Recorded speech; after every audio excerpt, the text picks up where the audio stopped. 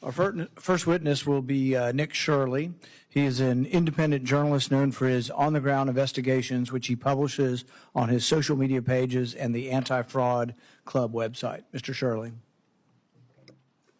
My name is Nick Shirley. I'm a 100% independent journalist who seeks each day to serve we the people of the United States with the mission to show the world the reality of things as they really are. America was built and created by strong men and women who loved America and never would have thought to rob, steal, or cheat from its very own citizens. Unfortunately, today, America's good faith has been abused by others, often foreigners who seek to harm, rob, and cheat America. Through my efforts, I've exposed billions of dollars of fraud and helped save America hundreds of billions for years to come. When we talk about fraud, we are talking about money that is being stolen from hardworking, law-abiding, tax-paying citizens. This issue has nothing to do with political parties. No dollar says Republican or Democrat on it. When a fraudster commits fraud, he or she steals from all of us. Last December, I published a 43-minute-long video exposing widespread fraud in Minnesota. That video became one of the most viewed videos in internet history and gained over 4 billion views in just 7 days across all forms of media. The fraud was so obvious that the fraudsters weren't even trying to hide it. The infamous Quality Learning Center was born, and that video has become one of the most consequential videos in American history by the amount of legislation it has created. Since posting it, over 30 bills have been created and introduced in Congress regarding fraud. A new fraud task force has been created, and the Treasury is working on new systems to stop fraud at unprecedented levels. I helped ignite a war on fraud across the country. People often wonder how come this fraud became so big and how come it becomes so rampant? And the reason is because no one actually ever really looked into it. When Elon Musk offered to help by creating Doge, people burned his factories, bombed his cars, and politicians even celebrated his company's stock going down. Elon was right when he said the fraudsters complained the loudest.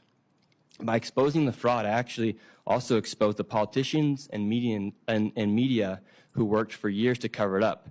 Governor Tim Walz labeled my work as white supremacy and called me a far-right delusional conspiracy theorist. Meanwhile, he dropped out of re-election, and he even said he has ended his political career. Now, the highest government-funded daycare in Minnesota has pleaded guilty to daycare fraud, and the largest autism bust in American history has been exposed. Where is Tim Walz in the media now? It just so happens that over 80% of the fraud committed in Minnesota is by the Somali population. After Minnesota, I exposed widespread fraud in California within the daycare and hospice community, where an impossible 1/3 of Americans on hospice care were set to die in Los Angeles. The next day, the governor, Gavin Newsom, posted an AI-generated image of myself trying to mock and discredit my work. Only days later, he and his attorney general both tried to take credit for exposing the fraud. Now the attorney general's wife has created a bill that would make it criminal to expose fraud. The Stop Nick Shirley Act, also known as AB 2624, will help fraudsters cover up their crimes and prevent themselves from being exposed, specifically in immigrant communities. Politicians often use immigrant communities to commit fraud. Why would they allow this to happen?